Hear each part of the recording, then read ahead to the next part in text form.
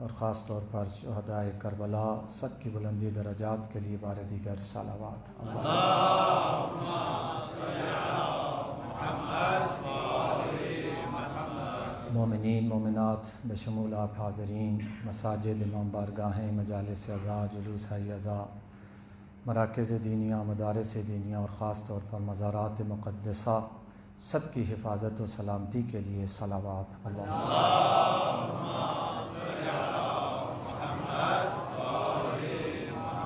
بارہویں آقا وارث اعضا کے جلد از جلد ظہور کے لیے صلوات۔ اللہم صلی علی محمد و آل محمد۔ کیا تم میرے حسین ہو؟ ابھی میرے عزیز مجھ سے پہلے یہ مرثیہ یا اسے جو بھی کہیں پڑھ رہے تھے، اور واقعاً سلام ہے اور آفرین ہے ایسے مداح خوان اور ثنا خوان اور مرثیہ کہنے والے شعراء حضرات کو کہ وہ یہ بالکل یہ جملہ جو ہے یہ مقتل کا جملہ ہے عربی کا، جس کا انہوں نے شعر کی صورت میں ترجمہ کیا کہ انت اخی، بی بی نے جب مسنو بھائی کی اس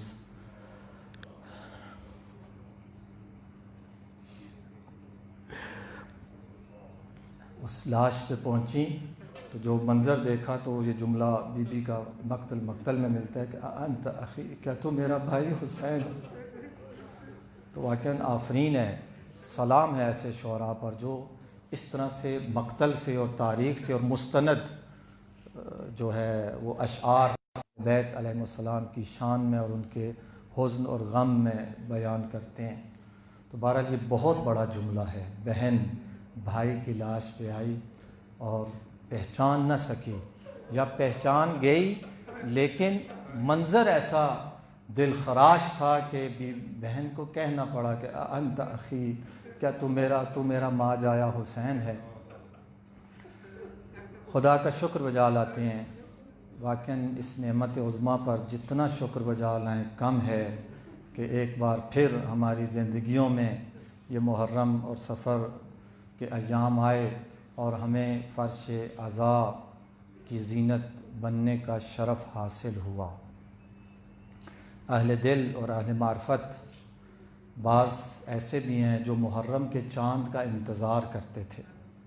اکثر اہل عبادت، اہل ریاضت، اہل ذکر، اہل تلاوت قرآن، اس قسم کے جو لوگ ہوتے ہیں وہ ماہ مبارک کا انتظار کرتے ہیں، رجب اور شعبان کا انتظار کرتے ہیں، اور پھر رجب اور شعبان میں ماہ مبارک کے لیے تیاری کرتے ہیں۔ لیکن بعض ایسے بھی اہل دل اور اہل معرفت ہیں جو ماہ محرم کا انتظار کرتے ہیں، کیونکہ جس طرح سے وہ روایت بھی مشہور ہے اور منقول ہے چھٹے امام سے کہ کلنا سفن النجات، ہم سب نجات کی کشتیاں ہیں۔ سفن سفینہ کی جمع ہے، ہم سب نجات کی کشتیاں ہیں۔ وَلَكِنَّ سَفِينَةَ جَدِّي الحسین اوسع و اسرع، لیکن ہمارے جد حسین ابن علی کی جو کشتی ہے اس کشتی میں مسافروں کی گنجائش بھی زیادہ ہے، اوسع ہے، وسعت زیادہ ہے، مسافروں کی گنجائش بھی زیادہ ہے، اور پھر یہ نہیں ہے کہ مسافر جب زیادہ سوار ہو گئے لوڈ ہو جائے گا اور پھر یہ کشتی آہستہ چلے گی، اوسع و اسرع، اور اس کی سرعت اور رفتار بھی باقی کشتیوں سے تیز ہے۔ ہم سب نجات کی کشتیاں ہیں، لیکن جتنی جلدی ہمارے جد حسین ابن علی کی کشتی عبد کو رب تک پہنچاتی ہے، اتنی جلدی کوئی اور کسی اور معصوم کی کشتی، ہماری جرأت نہیں ہے کہ ہم ان معصومین میں اور ان کے اس طریقہ ہدایت اور نجات میں ہم کوئی تقسیم بندی کر سکے، ہماری کیا مجال۔ لیکن امام سے خود یہ منقول ہے کہ ہم سب خدا تک پہنچاتے ہیں، لیکن جتنی جلدی حسین ابن علی خدا تک پہنچاتے اتنی جلدی کوئی اور۔ ہور کہاں پہ تھا؟ حتیٰ شب عاشور، صبح عاشور، ہور کہاں تھا؟ جہنم کے سب سے گہری اس کھائی میں اور سب سے گہرے گڑھے میں تھا، اور اس ہور کو عاشور کا جب سورج طلوع ہوا تو وہ جہنم میں تھا، لیکن زوال سے پہلے وہ کہاں پہنچ گیا؟ قیامت تک۔ حتیٰ ہم معصومین ائمہ بھی جب امام کی زیارت کو جاتے ہیں تو وہ بھی کہتے ہیں یا لیتنا کنا معکم فنفوز فوزا عظیما، اے کربلا والو، اے گنج شہداء والو، یہ شہداء کو مخاطب وہ کہتے ہیں، امام کو نہیں۔ گنج شہداء میں جو اصحاب اور اہل بیت مدفون ہیں، ان کو مخاطب ہو کے یہ جملہ کہا جاتا ہے کہ یا لیتنا کننا معکم، اے کاش ہم بھی تمہارے ساتھ ہوتے۔ اب اس کو اگر ہم کھول دیں تو ہم کہہ سکتے ہیں، وہ کہتے ہیں اے ہور کاش میں بھی تیرے ساتھ ہوتا۔ وہ ہور جو صبح تک جہنم کی اتھاہ گہرائیوں میں تھا، زوال ہونے سے پہلے وہ جنت کے ان اعلیٰ درجات پہ پہنچ گیا کہ قیامت تک آنے والی بنی نوع بشریت یہ کہتی ہوئی نظر آئے گی اے ہور جو نصیب تیرا تھا کاش میرا بھی وہ نصیب ہوتا۔ یہ ہور کو یہاں کون لے کے آیا؟ یہ جہنم سے نکال کے جنت میں، اور جنت میں بھی جنت کے ان اعلیٰ درجات، شاید ہم کہہ سکتے ہیں انبیاء کے بعد، معصومین کے بعد جن کا سب سے بڑا درجہ ہے وہ شہدائے کربلا ہیں۔ یعنی ہمارا جو عقیدہ جو ہمیں سمجھ آتا ہے وہ یہی ہے کہ ان پہ قیامت کے دن پوری خلقت ان کے اوپر رش کرے گی۔ اور یہ روایت میں آیا ہے کہ تمام شہداء کا مقام بلند ہے۔ شہید اسے کہتے ہیں جس کے خون کا پہلا قطرہ ابھی زمین پر نہیں گرتا، اس کے اور اس کے والدین کے گناہ بخش دیے جاتے ہیں۔ پہلا قطرہ اس کے خون کا بھی زمین پہ نہیں گرتا، اس کے والد، ایسا مقام، ایسی منزلت والا شہید۔ اور پھر روایات میں آیا ہے کہ یہ جو کربلا کے شہداء ہیں یہ سادۃ الشہداء ہیں۔ یہ جتنے بھی کائنات میں پہلے شہید ہوئے اور بعد میں بھی شہید ہوں گے، ان تمام شہداء کے یہ سردار ہیں۔ سادتن یہ سید کی جمع ہے، یعنی تمام ان شہداء کے یہ سردار ہیں، اور پھر ان کے سردار سید الشہداء ہیں۔ تو ہر شہداء کا سرداروں میں سے ایک سردار ہے۔ تو کہاں سے کہاں پہنچا دیا کس نے؟ اس حسین ابن علی نے۔ یہ جو فرش عزا ہے یہ نہ جانے ہمیں کہاں سے کہاں پہنچاتی ہے، اور واقعا اس دنیا میں البتہ اس کا ادراک ہم جیسوں کے لیے ممکن نہیں ہے، لیکن وہ جو اہل معرفت میں نے عرض کیے، بعض ہمارے اساتید اور بزرگان وہ محرم کے چاند کا انتظار کرتے تھے کہ محرم کا چاند نکلے گا، ہم غم حسین ابن علی منائیں گے، حسین ابن علی علیہ السلام سے توسل کریں گے، ان کے در پہ حاضر ہوں گے، اور یہ در ہمیں باقی دروں سے، باقی دروازوں سے جلدی ہمیں ہمارے خدا تک پہنچائے گا۔ جتنی جلدی حسین ابن علی عبد اور رب کے درمیان صلح کرواتے ہیں، جتنی جلدی حسین ابن علی خالق اور مخلوق کے درمیان اور جتنی آسانی کے ساتھ صلح کرواتے ہیں، اتنی جلدی اور آسانی سے کوئی اور صلح نہیں کروا سکتا۔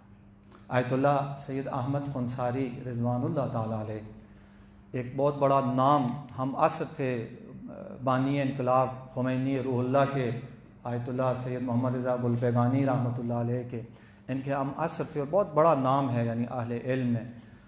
انہوں نے نجف اور قم میں اپنی تعلیم مکمل کرنے کے بعد تہران میں سکونت اختیار کی، اور اہل تہران اکثر ان کی تقلید کرتے تھے۔ ایک دن ان کی خدمت میں ایک شخص آیا اور اس نے کہا کہ حضور میرا ایک چھوٹا بھائی ہے، ہمارا بڑا اچھا شریف خاندان ہے، معاشرے میں، علاقے میں، محلے میں ہماری بڑی عزت ہے، لیکن یہ بھائی راستے سے منحرف ہو گیا، گناہوں میں، برائیوں میں پڑ گیا، اور اتنا آگے نکل گیا ہے کہ دنیا کی کوئی برائی اس نے نہیں چھوڑی جو اس نے انجام نہ دی ہو۔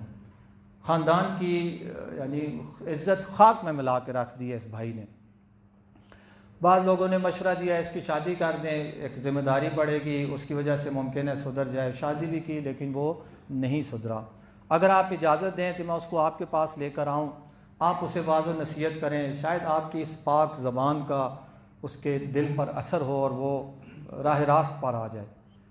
آیت اللہ سید احمد خنصاری رضوان اللہ علیہ نے کہا کہ جو خصوصیات اور حالات تم اس کے بتا رہے ہو، مجھے نہیں لگتا کہ میری باتوں کا اس پہ اثر ہوگا۔ جب یہ جملہ کہا تو وہ بڑا افسردہ ہوا، مایوس ہوا، اور اس نے شکوے کے انداز میں کہا کہ قبلہ خدا نے ہمیں اہل بیت کے حوالے کیا تھا، رسول ہمیں قرآن اور اہل بیت کے حوالے کر کے گئے تھے، اب اہل بیت بھی ہم جس دور میں آئے ہیں، ہمارے وقت کے امام تو پردہ غیبت میں، اور وہ ہمیں پھر مجتہدین اہل علم ان کے حوالے کر کے گئے ہیں، آپ کے حوالے کر کے گئے ہیں۔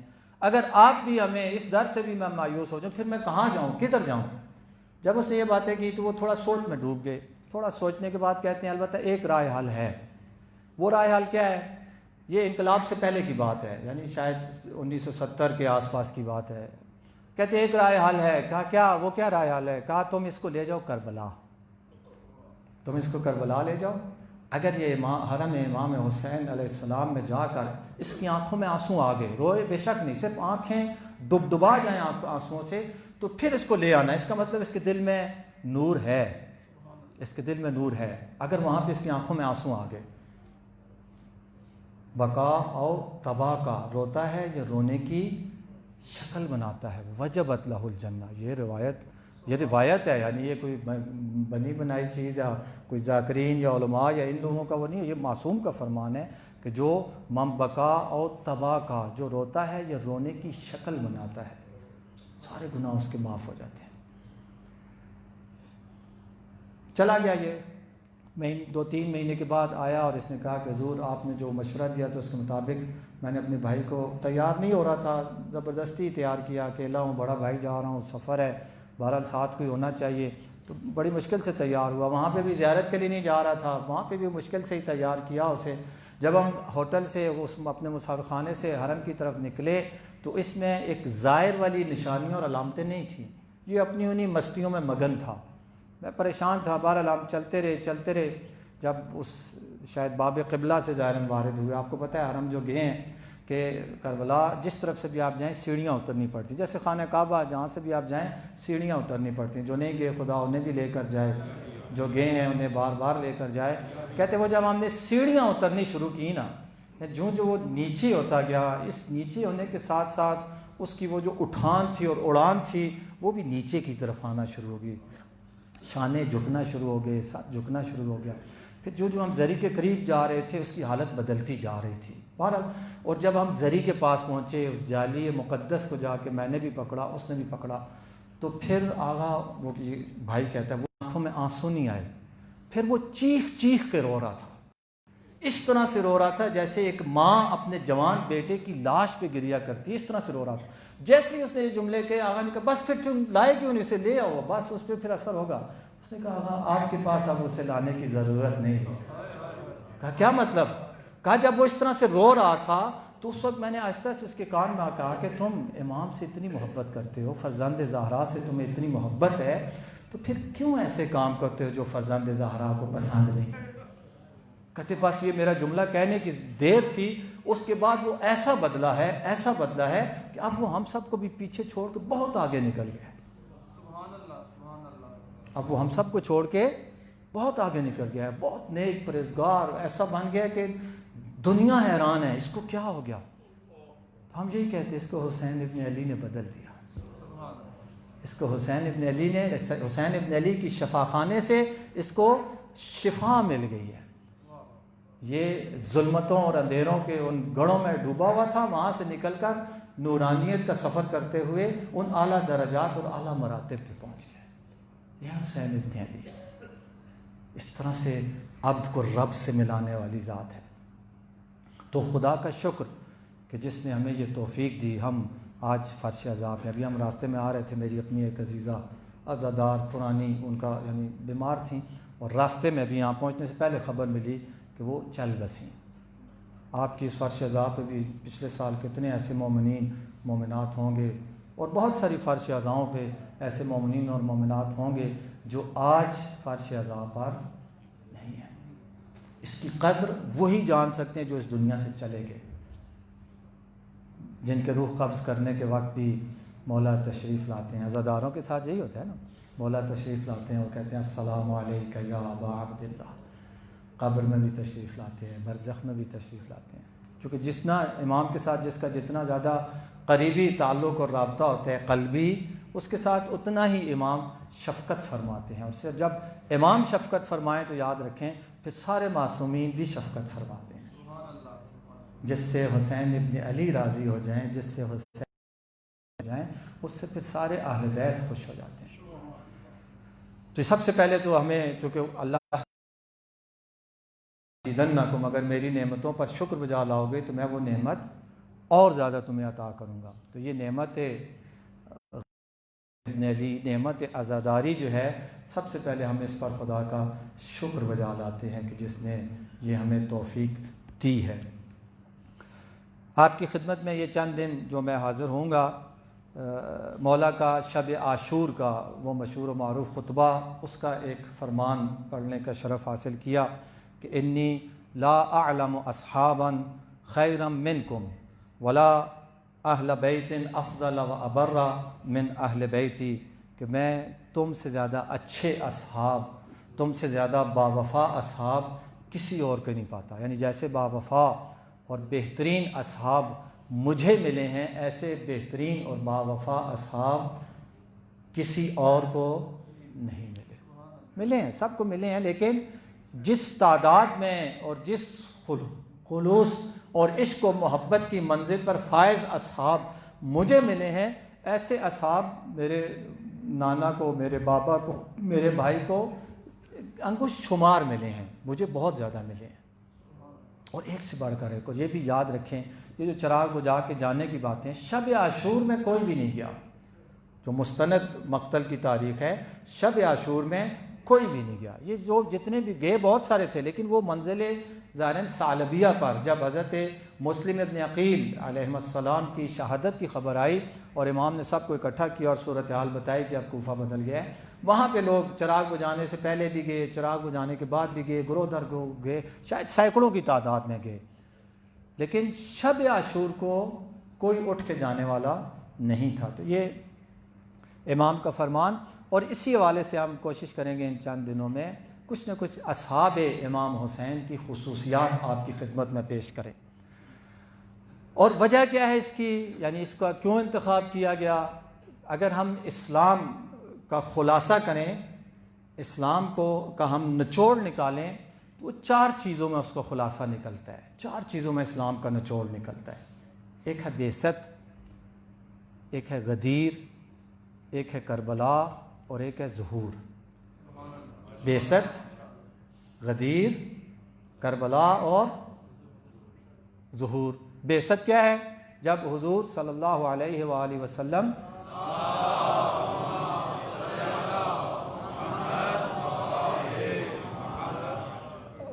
رسمی طور پر اور باقاعدہ طور پر نبوت کی ذمہ داری ان کے کندھوں پر ڈالی گئی، یعنی 40 سال کی عمر میں جو پہلی وحی آئی اور کہا کہ اب جاؤ اور اعلان کرو، ورنہ رسول آپ کو پتہ ہے ہمارے عقیدے کے مطابق کنت نبیا و آدم بین الماء والطین، کہ میں اس وقت بھی نبی تھا جب حضرت آدم علیہ السلام کی خلقت کا پروگرام بھی نہیں بنا تھا۔ اور یہ صرف رسول کا خاصہ نہیں ہے، سید علی حمدانی رضوان اللہ تعالیٰ علیہ جو کشمیر میں اور گلگت بلتستان میں اسلام پھیلانے کے موجد اور بانی اور مؤسس بنے، ان کی کتاب ہے مودت فی القربہ، اردو میں بھی اس کا ترجمہ ہوا ہے۔ اس میں روایت ہے کہ حضور نے ایک دن اپنے اصحاب سے پوچھا کہ حل تعلمون متی سمی علی امیر المؤمنین، اے میرے اصحاب کیا جانتے ہو کہ علی کو امیر المؤمنین کا خطاب کب ملا؟ تو اصحاب نے فرمایا کہ اللہ اور اس کا رسول بہتر جانتے ہیں، ہمیں کیا معلوم یہ کب ملا؟ کہا سمی علی امیر المؤمنین و آدم بین الماء والطین، کہ علی ابن ابی طالب کو امیر المومنین کا خطاب اس وقت ملا جب حضرت آدم کی خلقت کا پروگرام بھی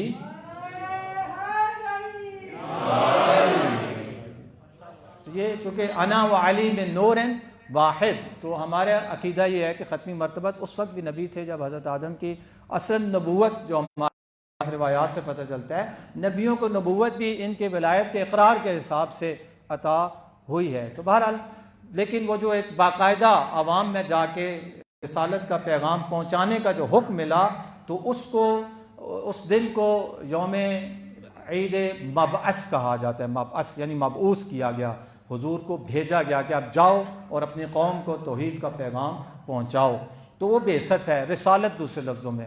اور پھر اس رسالت کی تکمیل کا نام ہے غدیر۔ یہ رسالت اور کار رسالت مکمل ہوتا ہے غدیر کے ساتھ، اور یہ بھی ہم اپنے پاس سے نہیں کہتے، کسی روایت کی روشنی میں نہیں کہتے، بلکہ قرآن کی آیت کی روشنی میں کہتے ہیں کہ الیوم اکملت لکم دینکم، اے میرے حبیب آج تیرا دین مکمل ہو گیا، ورضیت لکم الاسلام دینا، اور یہ اسلام ہے جس سے میں راضی اور خوش ہوں۔ یعنی خدا اس اسلام سے راضی اور خوش ہے، اس بعثت سے راضی اور خوش ہے جس بعثت کے ساتھ غدیر بھی ہو۔ غدیر کے بغیر جو بعثت ہے وہ مکمل دین نہیں ہے، وہ مرضی خدا نہیں ہے، اور وہ نعمت تمام بھی نہیں ہے، وہ نعمت تمام بھی نہیں ہے۔ نعمت اللہ کی اتممت علیکم نعمتی، اللہ کی نعمت کب مکمل ہوئی ہے دین کی نعمت؟ جب غدیر بعثت کے ساتھ ملتا ہے۔ اور اگر بعثت کو غدیر کے بغیر لیں گے، بغیر غدیر کے بعثت کو لیں گے، وہ اسلام، اگر میں خلاصہ کرنا چاہوں 2-4 جملوں میں اور آپ پوری تاریخ اس سے سمجھ جائیں گے، وہ اسلام ہوگا جس میں بدھ والے دن بھی جمعہ ہو جائے تو ہو جاتا ہے۔ غدیر کے بغیر اگر بعثت کو لیں گے تو بدھ والے دن بھی جمعہ ہو جائے گا۔ صبح کی نماز امام جماعت شراب کے نشے میں 2 کے بجائے 4 رکعت بھی پڑھا دے گا تو ہو جائے گی۔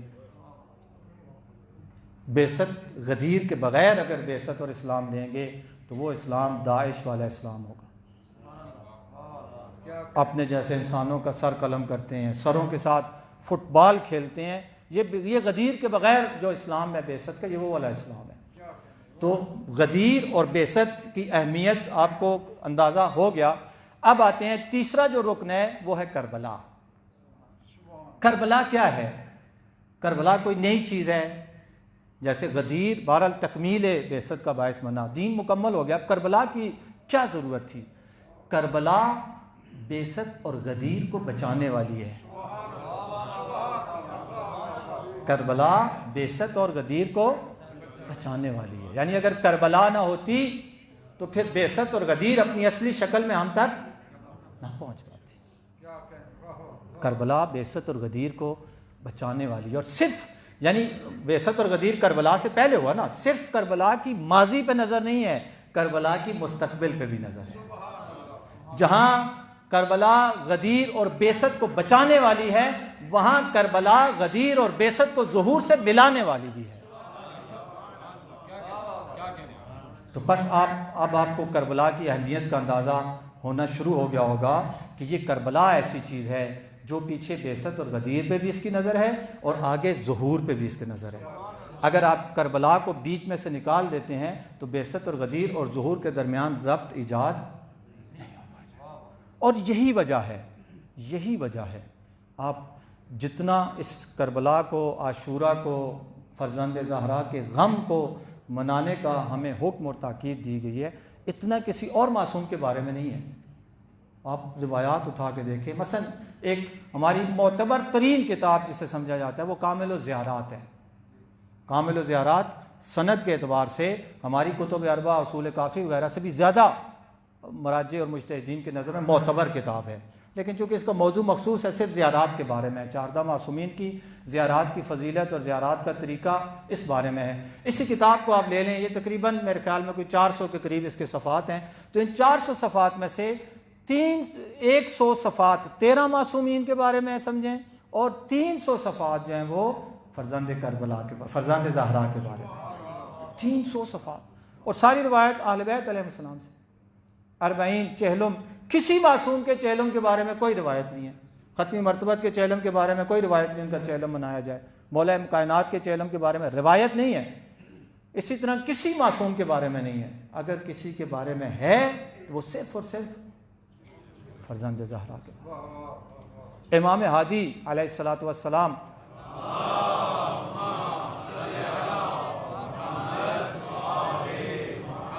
دسویں امام، بیمار ہوتے ہیں سامرا میں، معصوم ہیں، امام ہیں، واسطہ فیض ہیں، حجت خدا ہیں، بیمار ہوتے ہیں، ایک شخص کو اجیر کرتے ہیں، باقاعدہ اسے آنے جانے کا خرچہ دیتے ہیں سفر کا، اور اسے کہتے جاؤ اور جا کر میرے جد حسین ابن علی کے حرم میں جا کر ان کے اس گنبد کے نیچے جا کر میری صحت کے لیے دعا کرو۔ باقی امام ہیں، واسطہ فیض ہیں، حجت خدا ہیں، وہیں بیٹھ کے خدا کو کہیں، خدا انہیں ٹھیک نہیں کرے گا، صحت نہیں دے گا۔ لا ترد الدعاء تحت قبته، گنبد خضرا بھی ہے، ہر حرم کا گنبد ہے، خصوصاً یہ عراق ایران میں جو ہیں، اب بقی کی ہماری یعنی اپنی ایک وہ ہے، وہاں پہ نہیں ہے سوائے گنبد خضرا کے، لیکن نجف، کاظمین، سامرا، مشہد مقدس، سب جگہ گنبد موجود ہیں۔ کسی گنبد کے بارے میں یہ روایت نہیں کہ اس گنبد کے نیچے دعا مانگی جائے تو وہ اللہ رد نہیں کرتا۔ ویسے ہمارا دل کہتا ہے امام رضا علیہ السلام کے اس گنبد کے نیچے جا کے دعا مانگیں گے تو خدا یقیناً سنے گا، لیکن روایت یہ بات نہیں کہتی ہے۔ مولا مشکل کشا کے نجف اشرف میں، شیر خدا کے روزے میں اس گنبد کے نیچے جا کے دعا مانگے، ہمارا دل کہتا ہے خدا سنے گا، روایت نہیں کہتی ہے کہ دعا رد نہیں ہوگی۔ गुंबद खिजरा रहमतुल लिल आलमीन के उस गुंबद के नीचे जाके दुआ मांगे, हमारा दिल कहता है कि खुदा सुनेगा, रिवायत नहीं कहती है कि ज़रूर सुनेगा, गारंटी नहीं है। अगर गारंटी दी गई है किसी गुंबद के बारे में तो वो फर्जंद ज़हरा का गुंबद है कि इसके नीचे जो दुआ मांगोगे खुदा उस दुआ को रद्द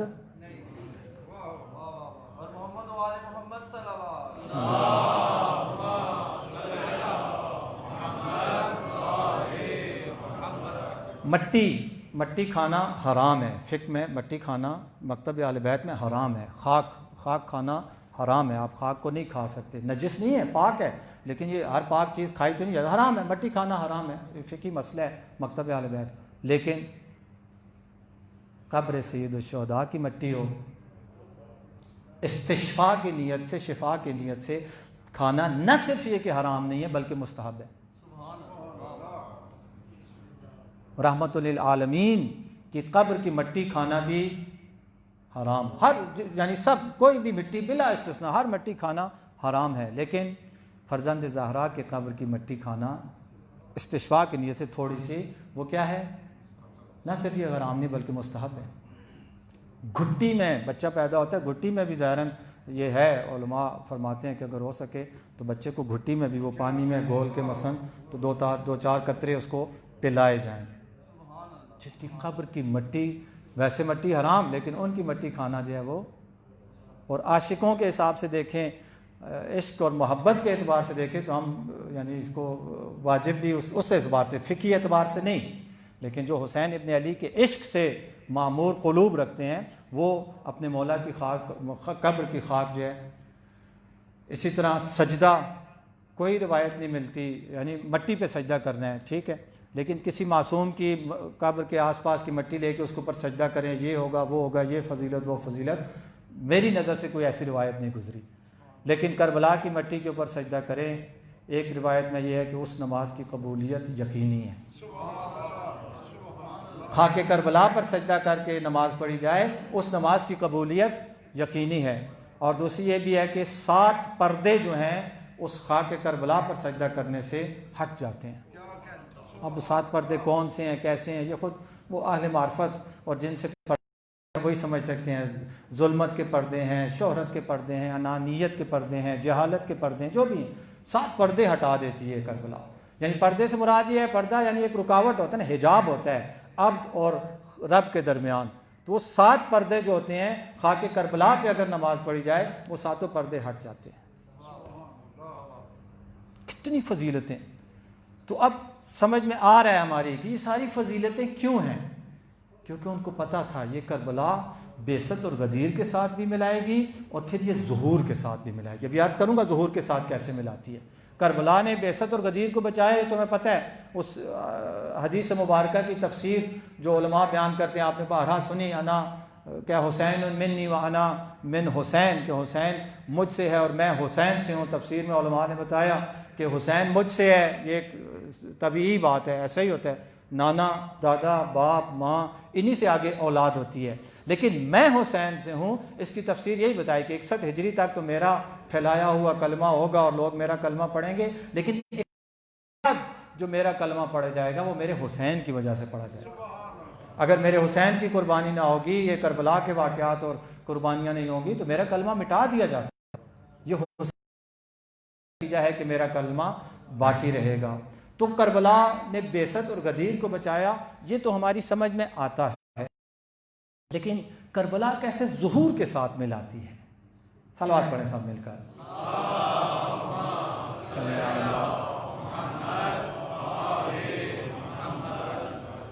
करबला ज़ुहूर के साथ कैसे मिलाती है। अहले बैत अलैहिमुस्सलाम में से जिन्होंने क़याम किया हकीकी मानों में, वो हमारे तीसरे इमाम हैं। इससे पहले भी किसी इमाम ने उस तरह से क़याम नहीं किया, न इसके बाद किसी और इमाम ने क़याम किया। अब जो दोबारा एक क़याम होगा वो फिर 12वें आका करेंगे। ये जो पहला क़याम था करबला का, इससे दर्स लेना है, इससे सबक लेना है उस ज़ुहूर की तैयारी के लिए। इसमें उस दौर के लोगों ने, जो बहुत सारों ने अच्छा किरदार अदा किया और बहुत ज़्यादा सारों ने बुरा किरदार अदा किया, تو ان سب کے کرداروں کا جائزہ لینا ہے، ان سب کے کرداروں کو دیکھتے ہوئے اپنے لیے مشعل راہ قرار دے کر اپنا راستہ متعین کرنا ہے۔ یہ کربلا ہمیں ظہور کے لیے تیار کرتی ہے۔ یہ جو جملہ پڑھا جاتا ہے، میں نے بھی پڑھا بھی، یا لیتنا کنا معکم، اے کربلا والو کاش ہم آپ کے ساتھ ہوتے، اور یا لیتنا کنا معکم فنفوز فوزا عظیما، اس فوز عظیم پر، اس عظیم درجے پر ہم بھی فائز ہوتے جس پہ آپ فائز ہوئے ہیں۔ تو یہ جو جملہ کہا جاتا ہے یہ صرف ایک کاش پر مبنی جملہ نہیں ہے، یہ جملہ ہمیں تیار کرتا ہے، چونکہ ایک ابھی کربلا مزید واقع ہونی ہے۔ ایک کربلا 61 ہجری کو واقع ہو چکی، ایک اور کربلا واقع ہونی ہے، اور ان کی تاریخ پڑھ کر، ان کا غم منا کر، ان کی عزاداری کر کے، کربلا کو پہچان کر، کربلا شناسی کر کے ہم نے اپنے آپ کو اس اگلی آنے والی کربلا کے لیے تیار کرنا ہے۔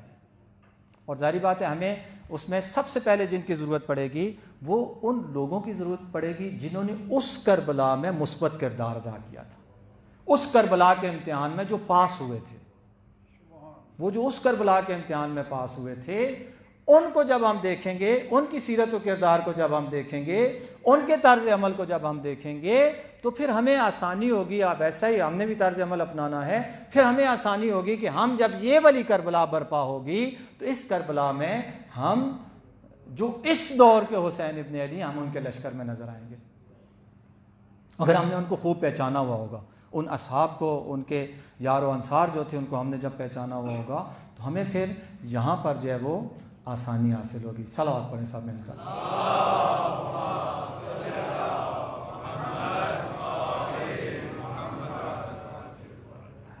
اب میں یقیناً اپنی وہ بات آپ تک پہنچانے میں کامیاب ہو گیا کہ اس موضوع کا، معرفت اصحاب حسین ابن علی کا جو میں نے انتخاب کیا، کیوں کیا؟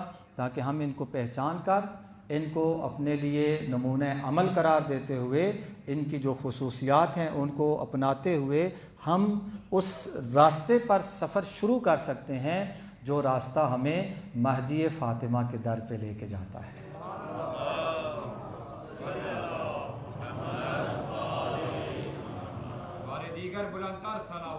اللہم صلی علی محمد وآل محمد۔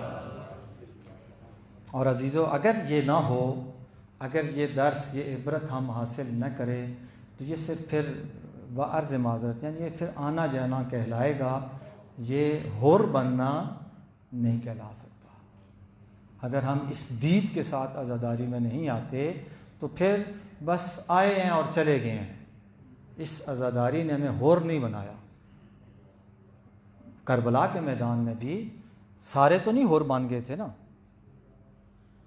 سارے بن گئے تھے ہور؟ سارے تو نہیں بنے، کوئی بیچ میں سے نکلا، ورنہ ادھر اگر سینکڑوں کی تعداد میں تھے، مرد و زن بچے سارے ملا کر شاید 150 200 250 افراد بنے، تو ادھر ہزاروں کی تعداد میں تھے، وہ بھی کربلا آئے ہوئے تھے، یہ بھی کربلا آئے ہوئے تھے۔ توجہ کیجیے گا، وہ بھی کربلا میں تھے، یہ بھی کربلا میں تھے۔ ان کو جو امام کے ساتھ تھے، ان کو کربلا کہاں سے کہاں لے گئی، اور وہ جو امام کے مقابلے میں آئے تھے ان کو کربلا کہاں سے کہاں لے گئی۔ ان کی کامیابی کی ضمانت بھی کربلا بنی نا، جو کربلا میں آئے کہاں سے کہاں پہنچ گئے۔ ہم نے عرض کیا انبیاء سے ایک درجہ نیچے، معصومین سے ایک درجہ نیچے، اس مقام پہ پہنچ گئے۔ کس نے اس مقام پہ پہنچایا؟ کربلا نے۔ اور وہ جو جہنم کی اتھاہ گہرائیوں میں پہنچ گئے، قیامت تک لعنت جن کا مقدر بنی، کس نے اسے اس لعنت کا، اسی کربلا میں آنے میں، اگر یہ وہ کربلا میں امام کے مقابلے میں نہ آتے تو یہ لعنت کا طوق ان کے گلے میں پڑتا؟ کبھی نہ پڑتا۔ تو کربلا، سب سے پہلا جو درس ہے کربلا کا وہ یہ ہے کہ انسان کربلا میں آئے بصیرت کے ساتھ، کربلا میں آئے بصیرت کے ساتھ، وگرنہ جس طرح قرآن کے بارے میں یہدی بہی کثیرا و یضل بہی کثیرا، کہ اس قرآن سے بہت سارے لوگ ہدایت پاتے ہیں اور بہت سارے لوگ اسی قرآن سے گمراہ ہو جاتے ہیں، تباہ ہو جاتے ہیں۔ اسی طرح کربلا ہے، کیونکہ وہ قرآن، اگر قرآن صامت ہے تو کربلا قرآن ناطق کی ایک، وہ کیا کہتے ہیں اسے، امتحان گاہ ہے۔ تو وہ بھی اسی طرح ہے جس طرح قرآن صامت کو پڑھ کر بہت سارے لوگ ہدایت پاتے ہیں، بہت سارے لوگ گمراہ ہو جاتے ہیں، اسی طرح یہ کربلا بھی ہے۔ اس کربلا سے بہت سارے لوگوں نے ہدایت پائی، کہاں سے کہاں پہنچ گئے، اور بہت سارے زیادہ نے کیا کیا، اس سے نقصان اٹھایا اور ایسی ہلاکت اور تباہی میں جا پہنچے کہ نہ شہداء کی کوئی مثال بنی نوع بشریت میں دی جا سکتی ہے شہداء کربلا کی، اور نہ امام کے مقابلے میں آنے والے ان ملعونوں کی کوئی مثال دنیا میں دی جا سکتی ہے۔ تو سب سے پہلا جو درس ملتا ہے ہمیں کربلا سے اور کربلا والوں سے وہ یہ ہے کہ کربلا آؤ تو بصیرت کے ساتھ آؤ۔ یہ جملہ میں نے کس سے لیا؟ یہ جملہ امام کے ساتھیوں میں سے ایک ساتھی ہے حضرت نافع بن ہلال۔ کربلا میں دو فرد ہیں، ایک اس لشکر میں ایک ادھر ہے، اس کا نام ہے نافع بن ہلال، اور وہ جو اس طرف تھا اس کا نام تھا ہلال بن نافع۔ وہ ہلال بن نافع ہے، یہ نافع بن ہلال ہے۔ ظاہراً 10 محرم کی شام کو خولی ملعون کو جو سر دے کر بھیجا گیا، تو اس سر کے امام کا جو سر مبارک دے کر بھیجا گیا، تو اس خولی کے ساتھ یہ ہلال بن نافع بھی تھا۔ اور مقتل میں جب امام گودی قتل گاہ میں تھے تو وہاں پہ بھی اس ہلال بن نافع سے روایات ملتی ہیں، جس طرح حمید بن مسلم راوی تھا، رپورٹر تھا، اسی طرح ہلال بن نافع بھی دشمن کی طرف سے رپورٹر تھا۔ تو وہ ہلال بن نافع تھا۔ بعض کتابوں میں وہ ہلال بن نافع کو بھی ادھر انہوں نے وہ اشتباہ ہوا اور ذکر کر دیا۔ امام کا جو ساتھی تھا وہ نافع بن ہلال ہے، نافع بن ہلال۔ یہ امیر المومنین کا بھی صحابی ہے، امام کا بھی ساتھی ہے، امام کے ساتھ بھی تھا، اور کیا بصیرت تھی اس کی۔ جب رات کو یہ جو خطبہ میں نے پڑھا ہے نا، امام نے خطبہ پڑھا اور بیعت اٹھائی اور کہا کہ جو جانا چاہتا ہے چلا جائے، میں ہوئیں، اور پھر بنی ہاشم پہلے اٹھے، انہوں نے اپنی اپنی وفاداری کا یقین دلایا اور دعویٰ وہ کی تقریریں کی۔ اس کے بعد پھر اصحاب میں سے سب سے پہلے حضرت مسلم ابن اوسجہ اٹھے، پھر زہیر ابن قین، پھر سعید ابن عبداللہ حنفی، اور پھر میرے خیال میں ظاہراً یہ نافع بن ہلال اٹھے ہیں، اور بڑا خوبصورت خطبہ دیا، بڑی جاندار تقریر کی۔ اس جاندار تقریر میں سے 2-3 جملے میں آپ کی خدمت میں عرض کروں گا۔ وہ کہتے فواللہ، پس خدا کی قسم، لا کرہنا لقاء ربنا، اے ہمارے امام، ہم موت سے نہیں ڈرتے ہیں۔ لا کرہنا، ہمیں کراہت نہیں ہے، ہمیں ڈر نہیں ہے، ہمیں خوف نہیں ہے، ہمیں برا نہیں لگتا۔ لقاء ربنا، اپنے رب سے ملنا، کنایہ موت سے، یعنی ہم موت سے ڈرنے والے نہیں ہیں۔ آپ فرما رہے ہیں نا کہ یہ میرے دشمن ہیں، تمہارے دشمن نہیں ہیں، تم اپنی جان بچا کے بھاگ جاؤ، جا سکتے ہو، میری طرف سے اجازت ہے، تو ہمیں جان بچانے کا شوق نہیں ہے۔ مرحوم علی نقی نقن رحمۃ اللہ علیہ ماشاءاللہ، یعنی مصائب میں تجزیہ و تحلیل اگر دیکھا ہم نے تو اپنے ہمارے علماء میں واقع مرحوم علی نقی نقن رحمۃ اللہ علیہ میں بہت خوبصورت تھا۔ وہ بڑا خوبصورت جملہ کہتے ہیں شب عاشور کے بارے میں۔ وہ کہتے ہیں زندگی جتنی بے وقت اور بے قیمت بنی نوع بشریت نے شب عاشور میں دیکھی، نہ شب عاشور سے پہلے دیکھی اور نہ قیامت تک دیکھ سکتی۔ کیا مطلب؟ وہ کہتے تھے اسی خطبے میں امام حسین اپنے ساتھیوں میں زندگی بانٹ رہے تھے، کہہ رہے تھے نا میں بیعت اٹھاتا ہوں، جو جانا چاہتا ہے چلا جائے، میں راضی ہوں، میں خوش ہوں، میں ناراض نہیں ہوں تم سے، خوش ہوں، میرے اہل بیت میں سے کسی کا ہاتھ پکڑو، لے جاؤ، اپنی جان بچا کے چلے جاؤ۔ امام زندگی بانٹ رہے تھے، اور جن کو زندگی دے رہے تھے وہ لینے کے لیے تیار نہیں تھے۔ وہ کہتے تھے ہمیں زندگی نہیں چاہیے، ہمیں موت چاہیے، ورنہ ہر کسی کو زندگی اچھی لگتی ہے، مجھے، آپ کو، ہم سب کو، ہم اپنے عزیزوں کے لیے، کوئی بھی اپنے عزیز کے لیے کبھی موت کی دعا نہیں کرے گا، ہم سب اپنے لیے، اپنے عزیزوں کے لیے زندگی کی دعا کرتے ہیں، طول عمر کی دعا کرتے ہیں۔ یہ کربلا والے امام نے ایسے ہی تو نہ کہا نا جیسے اصحاب مجھے ملے ایسے کسی کا نہیں۔ امام زندگی دے رہے ہیں اور وہ کہتے ہیں ہمیں زندگی نہیں چاہیے۔ مقتل نے بھی بڑے خوبصورت جملے کے، انہم مستمیتون، یہ دشمن نے آگے چل کے انشاءاللہ آنے والے دنوں میں عرض کروں گا، دشمن اپنے لشکریوں سے خطاب کر کہہ رہا ہے کہ جن سے تم جنگ کرنے جا رہے ہو، لڑنے جا رہے ہو، انہم مستمیتون، یہ موت کے متلاشی ہیں، یہ موت کے متوالے ہیں، یہ موت کے راہی ہیں، انہیں زندگی سے پیار نہیں ہے، اس لیے ان سے سوچ سمجھ کے لڑو، یہ عام سپاہیوں کی طرح نہیں ہے جو جان بھی بچانا چاہتے ہیں اور دشمن کو بھی مارنا چاہتے ہیں۔ انہیں جان بچانے کی کوئی فکر نہیں ہے، یہ جان دینے کے لیے آئے ہیں۔ تو یہ کیا کہہ رہے ہیں؟ یہ کہہ رہے ہیں وَلَا كَرِهْنَا لِقَاءَ رَبِّنَا، ہمیں اپنے رب سے ملنے میں کوئی برا محسوس نہیں ہوتا ہے. ہم اپنے رب سے ملنے کے لیے بے چین اور بے تاب ہیں. اور بڑا یہ بھی معرفت والا جملہ ہے. یہ نہیں کہتا کہ مجھے موت سے ڈر نہیں لگتا, ولا کرہ تو بھی کہہ سکتا تھا, ولا کرہ تو لقاء ربنا, میں موت سے نہیں ڈرتا. کہتے ہیں ہم موت سے نہیں ڈرتے. یعنی جتنا اپنے اوپر یقین ہے اتنا ہی مسلم ابن اوسجہ پہ بھی ہے, زہیر ابن قین پہ بھی ہے, حبیب ابن مظاہر بھی ہے, بنی ہاشم کے جوانوں پہ بھی ہے, قاسم جیسے بچوں پہ بھی ہے. جتنا اپنے اوپر بہت مشکل ہوتا ہے. میں اپنے بارے میں کوئی بات یقین سے کہہ سکتا ہوں, لیکن آپ سب کے بارے میں ہر بات یقین سے نہیں کہہ سکتا. لیکن یہ کیا کہہ رہے ہیں, ولا کرہنا, اور سارے جملے آپ دیکھیں گے اس میں سب میں ہم کا لفظ, میں تو کہیں پہ بھی نہیں استعمال کیا. ولا کرہنا لقاء ربنا, ہم اپنے رب سے ملنے سے اور موت سے ہم نہیں ڈرتے. وَإِنَّا عَلَىٰ نِيَّاتِنَا وَبَصَائِرِنَا, اور ہم نیتوں کے ساتھ آئے ہیں, ہم ارادے کے ساتھ آئے ہیں, ہم پروگرام بنا کے آئے ہیں. ہم کوئی اتفاقی طور پہ نہیں آگے. ہم یہ نہیں کہ ادھر کی جدھر کی ہوا تھالی کے بینگن کی طرح جدھر جھکا ہوا ادھر آگے, ایسا نہیں ہے. ہم سوچ سمجھ کے آئے ہیں. وَبَصَائِرِنَا, اور بصیرت کے ساتھ آئے ہیں.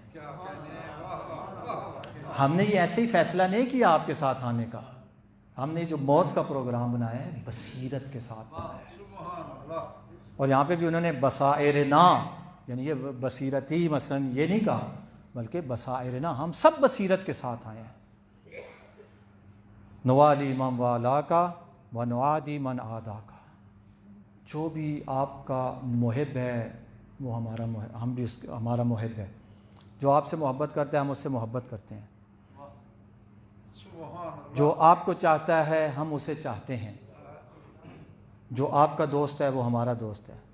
وَنُعَادِي مَنْ عَادَاكَ, اور جو آپ کا دشمن ہے وہ ہمارا دشمن ہے. یہ بھی بہت بڑا جملہ ہے. یعنی میری ذاتی, ہماری ذاتی کسی کے ساتھ نہ دشمنی ہے نہ دوستی ہے. جو آپ کا دشمن ہے وہ ہمارا دشمن ہے, جو آپ کا دوست ہے وہ ہمارا دوست ہے. میرا اپنا کوئی دوست ہے کوئی نہیں ہے, میرا اپنا کوئی دشمن ہے کوئی نہیں. سلم لمن سالمکم حرب لمن حاربکم. زیارتوں میں اکثر یہ جملے ہم پڑھتے ہیں, سلم لمن سالمکم, جو آپ کا ہے وہ ہمارا ہے. عدو لمن عاداکم, جو آپ کا نہیں ہے وہ ہمارا بھی نہیں ہے. اور اس نافع نے ثابت بھی کیا دوسرے دن. یہ بھی تاریخ کربلا کی وہ عبرت لینے والے واقعات ہیں. دو بھائی ہیں, قرضہ رضوان اللہ علیہ, صحابی رسول ہیں, قاف را زوئے اور گولتا قرضہ. ان کے دو بیٹے ہیں, ایک علی ابن قرضہ ہے, ایک عمر ابن قرضہ ہے. عمر ابن قرضہ امام حسین علیہ السلام کے لشکر میں, اور علی ابن قرضہ جو وہ عمر ابن سعد کے لشکر میں. ایک ہی باپ کے صحابی رسول کے دو بیٹے, ایک بیٹا امام کے لشکر میں, دوسرا بیٹا دشمن کے لشکر میں. اور یہ امام کے لشکر میں جو بیٹا تھا یہ اول صبح جلدی, یعنی پہلے ہی حملے میں ظاہراً شروع کے حملوں میں شہید ہو گئے. جب یہ شہید ہو گئے تو وہ بھائی تھا جو کہ علی ابن قرضہ, تو وہ آ گیا سامنے اور اس نے امام کی شان میں بہت گستاخی کی, بڑے نازیبا کلمات اور جملے ادا کیے, یعنی ایسے کہ جو میری زبان ساتھ نہیں دیتی میں بیان کروں. توہین کی امام کی اس نے, میرے بھائی کو آپ نے گمراہ کیا اور یہ کیا اور وہ کیا. امام نے کہا کہ تو گمراہ ہے, تیرا بھائی گمراہ نہیں, تیرا بھائی ہدایت پہ تھا, اسے شہادت ملی. اس نے کہا کہ لا اموت حتی اقتلک, میں اس وقت تک نہیں مروں گا جب تک آپ کو قتل نہ کر دوں. حملہ کیا امام کے اوپر. اس وقت یہ نافع بن ہلال آگے بڑھے ہیں. کہا تھا نا رات کو, نوالی من والاکا ونعادی من عاداک, جو آپ کا دشمن ہے وہ میرا دشمن ہے. جب اس نے امام پہ حملے کا ارادہ کیا, نافع بن ہلال آگے بڑھے اور اس کو فی النار کیا. جو بات کہی تھی اس بات کو ثابت کر کے دکھایا. اور یہ وہی نافع بن ہلال ہیں جو شب عاشور کو امام وہ سارے جب کام کر چکے, اصحاب سے بھی مل چکے, اہل حرم سے بھی مل چکے, اپنی عبادت وغیرہ بھی انجام دے چکے, پھر اس دوران تھوڑا جائزہ لینے خیام کی پشت پر جب اکیلے نکلے تو پیچھے پیچھے نافع بھی گئے ہیں. دیکھا جو میرے مولا اکیلے جا رہے ہیں, پیچھے پیچھے گئے ہیں ان کے. اور ایک مقام پہ پہنچ کے امام رکے اور کہا کہ نافع تم ہو؟ کہ جی حضور. میں کہا کیوں آئے ہو؟ کہا آپ اکیلے تھے, میں ڈر گیا, میں نے کہا کہیں دشمن آپ کو نقصان نہ پہنچائے. امام نے کہا آج رات کوئی مجھے نقصان نہیں پہنچا سکتا. اور پھر نافع کہتے ہیں امام نے میرا ہاتھ اپنے ہاتھ میں پکڑا, میرا ہاتھ اپنے ہاتھ میں پکڑا اور اس شفقت اور محبت سے جیسے دباتے ہیں اس سے دبایا, اور مجھے کہا نافع, وہ سامنے جو دو ٹیلے نظر آ رہے ہیں ان کے درمیان جو راستہ ابھی کوئی نہیں دیکھ رہا. میں راضی ہوں، خوش ہوں تم سے، جان بچا کے چلے جاؤ. تاریخ بتاتی ہے نافع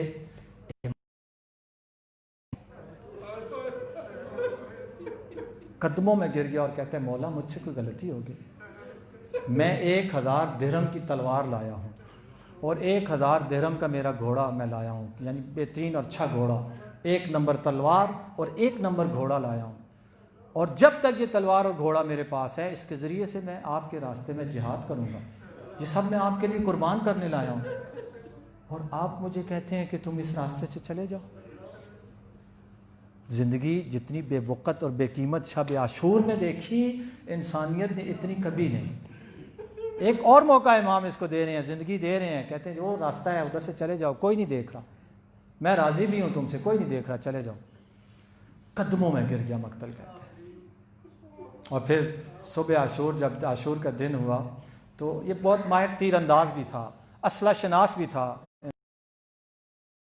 ڈیوٹی لگائی تھی کوفہ میں اور یہ اسلحہ اکٹھا کرتا تھا، اسلحے کا ماہر تھا. 12 تیر تھے اس کے پاس اور ایسا شجاع اور دلیر تھا. ان تیروں کے اوپر اپنا نام لکھا ہوتا تاکہ جس کو تیر لگے اسے پتہ چلے کہ کس نے مارا ہے. 12 تیروں پہ نام لکھ کے اس نے عمر ابن سعد کے لشکر کے 12 بہترین جو فوجی تھے ان کو فنار کیا. اور عمر ابن سعد نے اعلان کروایا تھا کہ یہ جس نافع بن ہلال کے جو تیر لگتے ہیں یہ اس کو مارنا نہیں، ایک دفعہ میرے سامنے لانا ہے. جب اس کے تیر ختم ہو گئے، 12 کو فنار کر چکا، اپنے گھوڑے اور تلوار کے ساتھ جہاد کیا. پھر گھوڑا بھی ظاہراً کہتے اس کا زخمی ہو گیا، پھر پیدل اس نے جہاد کیا اور جب تک لڑ سکتا تھا لڑا. دشمنوں نے چاروں طرف سے حملہ کیا اور اس کے دونوں بازو توڑ دیے گئے. جب دونوں بازو ٹوٹ گئے تو اب یہ لڑنے کے قابل نہیں رہا. اور عمر ابن سعد کا اعلان بھی تھا کہ اس کو مارنا نہیں ہے، کہ وہ زندہ لانا ہے میرے پاس. یہ ظاہراً واحد میں سے جس کو زندہ عمر ابن سعد کے سامنے پیش کیا گیا. اور جیسے پیش ہوا اس نے کہا کیا تم نے؟ غصے سے جب کہا نا، اس نے کہا 12 آدمی میں نے تمہارے فنار کیے ہیں اپنے تیروں سے، اور تلوار سے جو مارے اور زخمی کیے ہیں ان کی میں نے پھر گنتی نہیں کی، اور مجھے اس پہ فخر ہے. تمہیں جس پہ غصہ ہے جس بات پر، مجھے اس پہ فخر ہے. تو پھر اس عمر ابن سعد نے شمر ملعون کو کہا کہ تم خود اپنے ہاتھوں سے اس کا کام تمام کرو. اور جب اس نے تلوار بلند کی نافع کو شہید کرنے کے لیے تو نافع کہتا ہے خدایا تیرا شکر کہ اس وقت زمین کے اوپر جو شقی ترین شخص ہے، بدبخت ترین اور شریر ترین شخص ہے، اس کے ہاتھوں، مرنا تو میں نے تھا ہی، شہید تو میں نے ہونا تھا، لیکن جو شقی ترین شخص ہے اس کے ہاتھوں شہید ہو رہا ہوں، میں تیرا شکر بجا رہا ہوں. شاید اسے پتا تھا کہ یہ میرے مولا کا بھی قاتل ہے، مجھے اپنے مولا کے قاتل کے ہاتھوں شہید ہونا نصیب ہو رہا ہے. تو نافع نے کیا کہا تھا کہ ہم بصیرت کے ساتھ آئے ہیں، ہم بصیرت کے ساتھ آئے ہیں. یعنی امام کے لشکر میں شامل ہونے کے لیے سب سے پہلی جو شرط ہے وہ کیا ہے؟ انسان بابصیرت ہو، سچی نگر اور مسائل کو اوپر سے دیکھ کے جیسے ہی کوئی سنا فوراً فیصلہ کیا، تحقیق نہ کرنا، جستجو نہ کرنا، بغیر سوچے سمجھے احساساتی ہو جانا، یہ خصوصیات رکھنے والا امام کے لشکر میں شامل نہیں ہو سکتا. بصیرت، سب سے پہلے بصیرت. اور آج کل کے دور میں بصیرت کی کتنی ضرورت ہے آپ خود یقیناً بہت اچھی طرح سے آگاہ ہیں. اس دور میں بھی حالات بہت مخدوش بنا دیے گئے تھے، ایسے مشکل صورتحال بنا دی گئی تھی کہ لوگوں کے، بہت سارے لوگوں کے لیے، سب کے لیے نہیں، بہت سارے لوگوں کے لیے فیصلہ کرنا مشکل ہو گیا تھا. جنگ صفین میں کہتے ہیں ایک شخص، ایک جوان مولا متقیان کو ناسزا کہہ رہا تھا، برے الفاظ استعمال کر رہا تھا، یعنی جنگ بھی کر رہا تھا اور برے الفاظ بھی استعمال کر رہا تھا. امام کے صحابیوں میں سے ایک صحابی نے اسے روک لیا، اسے کہا بھائی جنگ کرنی ہے جنگ کرو، ساتھ گالی گلوچ سب و شتم کیوں کر رہے ہو؟ کہا 2 وجہ ہیں. ایک یہ کہ تمہارا جو حکمران ہے، تمہارا جو سربراہ ہے وہ نماز نہیں پڑھتا، تمہارا جو حکمران ہے وہ نماز نہیں پڑھتا، علی نماز نہیں پڑھتا. پراپوگنڈے، جھوٹی افواہیں، علی نماز نہیں پڑھتا. یہ صحابی نے کہا علی کہ لشکر میں تو خواجہ ویسے کرنی، جیسے چونکہ خواجہ ویسے کرنی رضوان اللہ علیہ معروف تھے اپنی عبادت اور بندگی اور اطاعت میں، یعنی وہ راتوں کو تقسیم کرتے تھے، کہتے تھے آج کی رات رکوع کے نام، 2 رکعت نماز عشاء کے بعد شروع کرتے تھے اور رکوع میں جاتے تھے، پھر وہ رکوع سحر تک چلتا تھا. کبھی کہتے تھے آج کی رات قیام کے نام، پھر وہ کھڑے ہوتے تھے، مثلا سورہ بقرہ سورہ فاتحہ کے بعد شروع کر دیں گے، 3 سپارے 2.5 سپارے مثلا، پھر دوسری رکعت میں بھی اسی طرح لمبی صورت۔ آج کی رات مثلا سجدے کی رات ہے، سجدے میں جاتے تھے، پھر سبحان ربی الاعلی و بحمدہ۔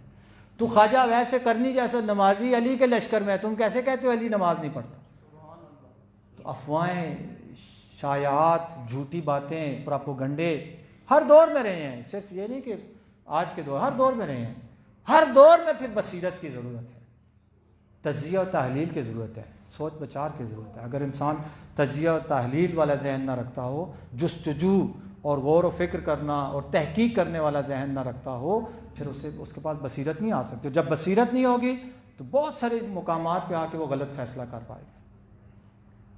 انا علی نیاتنا و بصائرنا، ہم آپ کے لشکر میں آئے ہیں، نیت کے ساتھ آئے ہیں اور بصیرت کے ساتھ آئے ہیں۔ اے مولا، آج ہم آپ کی اگر عزاداری کرنے آئے ہیں تو نیت کے ساتھ آئے ہیں اور بصیرت کے ساتھ آئے ہیں، اور جو ہماری نیت میں یا بصیرت میں کمی کوتاہی ہے وہ بھی ہم آپ ہی سے لینے آئے ہیں۔ ہمارے مشکل کشا آپ ہیں۔ بصیرت ملے گی تو حسین ابن علی کے در سے ملے گی، نیت ملے گی تو حسین ابن علی کے در۔ یہ ایسا در ہے، اس در سے ہر چیز ملتی ہے۔ یہ ایسا دسترخوان ہے جس دسترخوان پر ہر روحانی غذا موجود ہے، ہر روحانی غذا موجود ہے۔ وجہ کیا ہے اس کی؟ یہ بھی مرحوم نقم رضوان اللہ علیہ بیان کیا کرتے تھے۔ وجہ یہ ہے، اس سے پہلے جب بھی باطل جب بھی حق کے مقابلے میں آیا، اس نے ہمیشہ ظلم کیا، لیکن اس کی ظلم کی حسرت رہ جاتی تھی۔ حضرت آدم کے مقابلے میں جو آیا، حضرت نوح کے مقابلے میں جو آیا، حضرت ابراہیم، حضرت موسیٰ، حضرت عیسیٰ، جتنے بھی انبیاء آئے ان کے مقابلے میں جو باطل آتا تو انہوں نے ظلم کیے، لیکن کوئی نہ کوئی حسرت رہ جاتی تھی۔ کربلا کا میدان جب سجا تو فرزند زہرا نے کہا کہ آج باطل اپنی ساری حسرتیں پوری کر لیں، آج باطل کو کھلی چھٹی ہے، جو حسرت اپنانی اپنائے، کیونکہ میں ہر قسم کی قربانی لے کے آیا ہوں۔ کون سی قربانی ہے جو آپ کو کربلا میں نہیں ملے گی؟ کون سی مظلومیت ہے جو آپ کو کربلا میں نہیں ملے گی؟ اور ظالم کی طرف سے کون سا ظلم ہے جو کربلا میں نہیں ہوا؟ یعنی دوسرے لفظوں میں ظلم نے اپنی ساری حسرتیں نکالی حق کو جھکانے کے لیے، اس کی ساری حسرتیں، سارے ظلم ختم ہو گئے، حق کا سر نہیں جھکا۔ جھکتا کیا، بلکہ وہ فرماتے تھے، وہ بھی بڑا خوبصورت جملہ، وہ فرماتے تھے کہ وہ شروع میں وہ تو یہ سمجھ رہے تھے کہ ہم ان نیزوں پہ، ان سروں کو بلند کر کے اپنی فتح کا اعلان کر رہے ہیں، لیکن بہت کم عرصے میں پتہ چلا کہ وہ ان کی فتح کا اعلان نہیں تھا، وہ ان کی شکست کا اعلان تھا۔ یعنی دشمن نے خود اپنی شکست کا اعلان کیا کہ جس سر کو ہم جھکانا چاہتے تھے وہ جھکا نہیں، کٹ گیا مگر جھکا نہیں۔ نوک نیزہ پہ سر کا بلند ہونے کا مطلب یہی تھا کہ ہم حسین کو جھکانا چاہتے تھے، سر جھکانا چاہتے تھے، حسین نے سر نہیں جھکایا، سر دے دیا لیکن سر جھکایا۔ عصر عاشور، مردوں کا امتحان ختم ہو گیا۔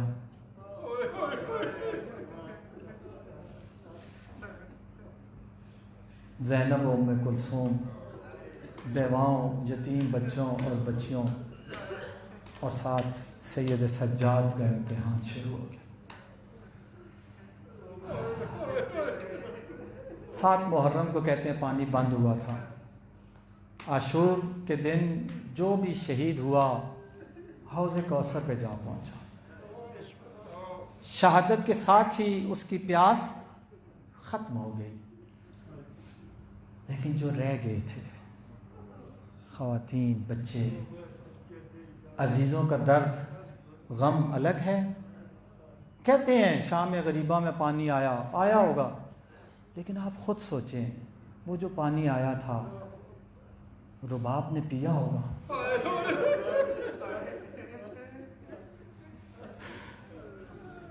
سکینہ نے پیا ہوگا،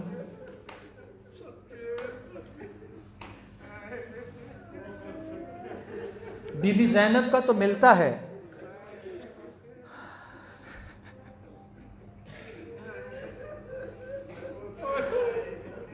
خود ان کا اپنا بیان ملتا ہے۔ امام نے جاتے ہوئے بی بی کو کہا تھا نا، لا تنسانی فی صلاۃ اللیل کا، اے میری بہن اپنی تہجد کی نماز میں مجھے دعاؤں میں یاد رکھنا۔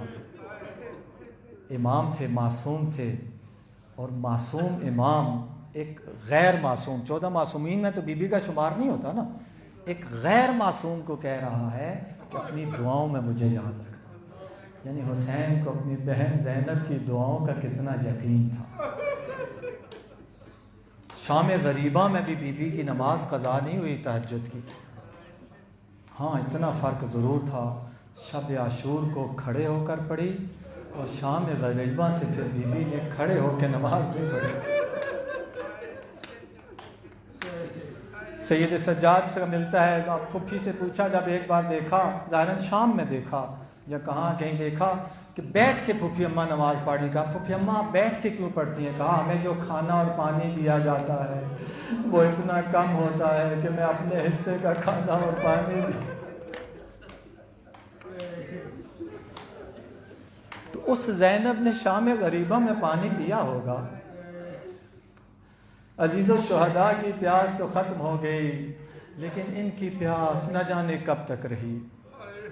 شہداء کا امتحان تو ختم ہو گیا، لیکن ان کا امتحان نہ جانے کب تک رہا۔ بعض تاریخوں میں ملتا ہے کربلا میں یہ جتنے بھی بڑی خواتین تھیں اور بڑے تھے سوائے سید سجاد کے، کوئی بھی 1 سال سے زیادہ زندہ نہیں رہا۔ خود شام غریبہ میں زندہ رہ جانا اور اس کے بعد پھر کوفہ اور شام میں زندہ رہ جانا یہ معجزہ تھا، وگرنہ زندہ رہنا مشکل تھا، یہ معجزہ تھا۔ اور جب وہ اپنی ذمہ داری نبھا چکے، مدینہ آئے تو سال سے زیادہ کوئی بھی بی بی زندہ نہ رہی۔ بڑا سخت امتحان شروع ہوا ہے۔ وہ تو عشرہ شہداء تھا، اب یہ عشرہ نہیں ہے، یہ عشرات ہیں، بہت سارے عشرے ہیں جو اسرا کے عشرے ہیں۔ ہر دن کتنا سخت، آپ تصور کریں شام غریبہ کیسی گزری، رات کیسی گزری ہوگی۔ اور پھر جب 11 محرم کا سورج طلوع ہوا ہوگا، 10 محرم کا جب سورج طلوع ہوا تھا، خیمے تھے، وارث تھے، سب کچھ تھا، لیکن 11 محرم کا جب سورج طلوع ہوا تو نہ وارث تھے اور نہ خیمے تھے۔ زوال کے بعد اعلان ہوا کہ قیدی بنا کے لے چلو آل رسول کو۔ مقتل میں نہیں ملتا کہ یہ زوال تک کا وقت ان بیواؤں اور یتیموں نے کس طرح سے گزارا۔ کربلا میں دور دور تک سائے کا امکان نہ تھا، عزیزوں اور قریبیوں کے لاشیں پڑے ہوئے ہیں، سروں پر چادریں نہیں ہیں، چھوٹے چھوٹے معصوم اور یتیم بچے اور بچیاں۔ یہ گھڑیاں کیسے گزاری ہوں گی ان اسرا نے؟ کتنی سخت منزلیں ہیں۔ جب اعلان ہوا کہ ان کو قیدی بنایا جائے، کوفہ لے کے جانا ہے، ہاتھ پسے پشت باندھے گئے اور اونٹ لائے گئے جن کے اوپر عماریاں نہیں تھیں، بے پالان کے اونٹ تھے۔ اب ان پہ سوار ہونا ہے، کچھ مرد آئے سوار کرانے کے لیے، بیبیوں نے کہا کہ ہم نامحرموں سے سوار نہیں۔ ارے کل تک جن کو ہاشمی جوان سوار کیا کرتے تھے، میں کہوں گا اے مولا حسین، آپ وقت آخر جب سوار ہونا چاہتے تھے، مقتل کہتا ہے نظر یمینا و شمالا، اپنے دائیں دیکھا بائیں دیکھا، جب کوئی نہ نظر آیا تو بہن آگے بڑھی اور کہا ہے بھیا اگر عباس نہیں تو کیا ہوا، عباس کی بہن زینب موجود ہے، اگر اکبر و قاسم نہیں تو کیا ہوا، ان کی پھپھی موجود ہے، میں تجھے سوار کراؤں گی۔ آؤ حسین دیکھو 11 محرم کی عصر ہے، زینب اونٹ پر سوار ہونا چاہیے۔ سب بیویوں کو سوار کر کے نہ جانے علی کی بیٹی کس طرح سے اونٹ پر سوار ہوئی۔ سید سجاد جن کے اوپر بیماری کا عالم تھا، 11 محرم کو بھی بیماری اپنے عروج پر تھی۔ مقتل کہتا ہے سید سجاد کو اونٹ پہ بٹھایا جاتا تھا، نکاہت اتنی تھی کہ سید سجاد اونٹ پہ بیٹھ نہیں پا رہے تھے۔ ظالموں نے کیا کیا، ہاتھ تو بندھے ہوئے تھے، پاؤں بھی اونٹ کے پیٹ کے ساتھ مولا کے باندھے تاکہ سید سجاد اونٹ پر مستقر ہو سکے۔ اسرا کا قافلہ چلا، گودی قتل گاہ میں پہنچا، شہداء کے لاشوں پہ جب نظریں پڑی، سید سجاد پہنچے اپنے بابا کے لاشے پر، جوان بیٹا، بوڑھے باپ کی لاش بے گور و کفن پڑی ہے۔ سید سجاد سے برداشت نہیں ہو رہا تھا۔ زینب عالیہ جو کہتے ہیں اونٹ پر سوار تھیں، جب اپنے بیٹے پہ نظر پڑی کہ بیٹے کے چہرے کا رنگ زرد ہو گیا ہے، آواز دی، یا بقیت جدی و ابی و اخوتی، اے میرے نانا کے وارث، اے میرے بابا کے وارث، اے میرے بھائیوں کی یادگار، میں کیا دیکھ رہی ہوں۔ مقتل کہتا ہے زینب اونٹ پر سنبھل نہ سکی، اس کھڑے اونٹ سے ہاتھ پسے پشت بندھے ہوئے تھے۔ عراق کے ایک معروف عالم دین ہے شیخ کاظم سبتی، جو مجلس پڑھا کرتے تھے، بڑی معروف مجلس پڑھتے تھے، خاص طور پر ان کا مصائب بہت ہی غم انگیز ہوا کرتا تھا۔ وہ بیان کرتے ہیں ایک دن ایک عالم فاضل میرے پاس آئے اور مجھے کہتے ہیں کہ میں عباس علمدار کا قاصد ہوں۔ کہا کیا مطلب؟ کہا میں نے آج رات عالم خواب میں اپنے آقا و مولا کو دیکھا اور وہ مجھ سے کہہ رہے تھے کہ جاؤ اور جا کے شیخ کاظم کو کہو کہ تم میری وہ خاص مصیبت کیوں نہیں بیان کرتے۔ تو وہ عالم کہتے ہیں میں نے مولا کی خدمت میں عرض کیا، میں نے کہا کہ وہ آپ کی شہادت کے سارے مصائب پڑھتے ہیں، میں نے بارہا ان سے سنے ہیں۔ کہا نہیں، میری ایک خاص مصیبت ہے، میرا ایک خاص غم ہے جو شیخ کاظم بیان نہیں کرتا، اس کو کہو وہ غم بیان کیا کرے۔ تو کہتے ہیں وہ عالم کہتے ہیں میں نے ان سے پوچھا وہ غم کیا ہے؟ تو کہتے ہیں میرے مولا نے کہا جب کوئی سوار گھوڑے پر یا جانور پر سوار ہوتا ہے اور اس کا جانور گھوڑا بھاگ رہا ہوتا ہے اور اگر وہ بھاگتے ہوئے گھوڑے سے گر پڑے تو اپنے سر و صورت کو بچانے کے لیے وہ اپنے ہاتھوں کا سہارا لیتا ہے۔ ارے جب میں گھوڑے پر سوار تھا میرے سینے میں تیر پیوست تھا، میرے بازو بھی قلم ہو گئے تھے، اور جب میں بھاگتے ہوئے گھوڑے سے گرا میں نے اپنے سر و صورت اور سینے کو کس سے بچایا ہوگا؟ میں کہوں گا اے مولا عباس، آپ تو میدان جنگ کے شاہ سوار تھے، آپ تو حیدر کرار کے لال ہیں، آپ تو جنگجو ہیں، لیکن آئیے 11 محرم کی عصر کو دیکھیے آپ کی آقا ذاتی زینب عالیہ گھوڑے پر نہیں بلکہ اونٹ پر سوار تھی، اور جب اپنے بھتیجے کو اس حالت میں دیکھا تو بی بی نے اونٹ کے بیٹھنے کا انتظار نہیں کیا۔ اے مولا، آپ کے بازو قلم ہو چکے تھے، علی کی بیٹی کے بازو پسے پشت بندھے۔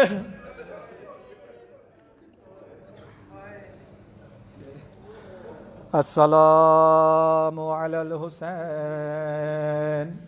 وعلی علی ابن الحسین وعلی اولاد الحسین وعلی اصحاب الحسین علی لعنۃ اللہ علی القوم الظالمین سیعلم الذین ظلموا ای منقلب ینقلبون۔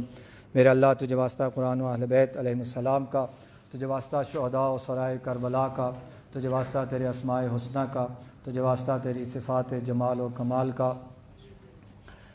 ہماری عبادات، ہماری فرش عزا اپنی بارگاہ میں قبول فرما، ہمارے گناہوں کو معاف فرما، ہم سب کو ایک اور نیک بننے کی توفیق عطا فرما، توفیقات خیر میں اضافہ فرما، گناہوں سے بچنے اور نفرت کرنے کی توفیق عطا فرما، دین و دنیا کے ہر امتحان میں کامیاب فرما، قرآن و اہل بیت علیہ السلام کی تعلیمات کو اچھے طریقے سے سمجھنے، عمل کرنے اور پھیلانے کی توفیق عطا فرما، اہل بیت علیہ السلام کی محبتوں اور معرفتوں سے ہمارے قلوب کو منور تر فرما، دنیا میں ان کی زیارت، برزخ و آخرت میں ان کی شفاعت سے بہرہ مند فرما، ہمارے مرحومین، والدین، ذوی الحقوق، اساتذہ سب کے گناہوں کی مغفرت فرما، پریشان حال مومنین کی پریشانیوں کو دور فرما، حاضرین کی پریشانیوں کو دور فرما، ملتمسین دعا کی دعاؤں کو قبول فرما، حاضرین کی دعاؤں کو قبول فرما، اسلام و مسلمین اور ملک عزیز کے دشمنوں کو نیست و نابود فرما،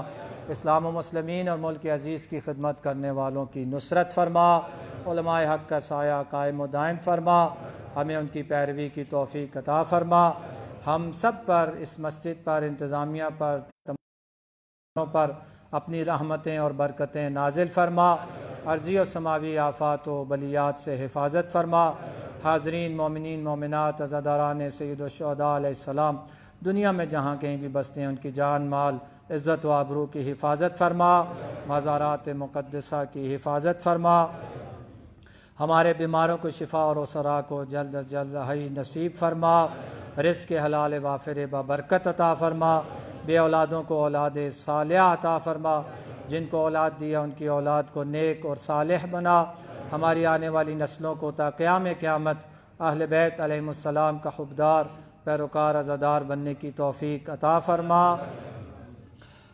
ہم سب کی آمادگی کے ساتھ ہمارے محبوب امام علیہ السلام کے ظہور میں تعجیل فرما، ان کے قلب مبارک کو ہم سب سے راضی و خوشنود فرما، ان کی دعائیں ہم سب کے شامل حال فرما، ان کے عظیم انقلاب کی راہیں ہم سب کو ہموار کرنے کی توفیق عطا فرما، برحمتک یا ارحم الراحمین، صلی علی محمد و آلہ الطاہرین۔ ان تمام دعاؤں کی قبولیت کے لیے بآواز بلند صلوات اللہ